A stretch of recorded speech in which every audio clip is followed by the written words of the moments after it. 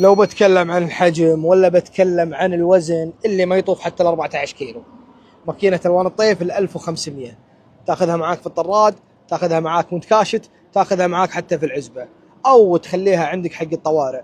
ماكينة كهرباء كاتم صوت تشتغل معاك على البنزين، تعطيك منفذ 13 امبير، منفذ 12 فولت، ومنافذ يو اس بي.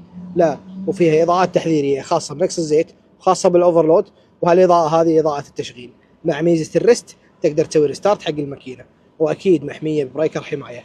ماكينه بهالمواصفات والروعه ومن الوان الطيف، اكيد افضل جوده وافضل سعر.